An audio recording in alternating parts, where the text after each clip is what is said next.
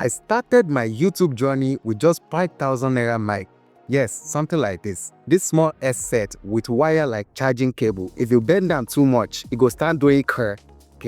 Today, this same mic costs 15,000 naira. Let me tell you, I started from Jaga-Jaga to getting some of my best performing videos and why you should stop waiting for perfect gadget before you start. For lighting, I no get ring lights that time. I bought one mini halogen bulb with 4,500 naira. Wrap it with 2 layers of A4 paper to soften the light. And just like that, DIY softbox. My tripod unko na tabletop style and managed by am 6,005. And the way that thing dey wobble, sometimes I feel like breeze go just blow and come off from my table. Fufu steady pass am. But guess what? The videos I recorded with all of these local setup, they are still my best performing videos till today. If you don't believe me, visit Olawa Media channel and you'll see some of my best performing videos. They were done with all of this. Crazy, right? I've upgraded since then. Better phone, better lights, but nothing has stopped the raw energy and fire of those first few videos. Why? Because the gear didn't matter, the message mattered, the value mattered, the energy mattered. So let me tell you this loud and clear. If gear is the only thing stopping you from launching your YouTube channel, you're looking at it the wrong way. Your phone is enough. Your voice is enough. Your idea is enough. If you're ready to learn and grow, let's talk about the real gear you need. Passion. This is your fuel. If you don't care about what you are talking about, people will feel it. Consistency. Even if your first 5 videos flop, show up. What about long-term focus? You are building a brand, not just chasing like. See, before you think about buying camera,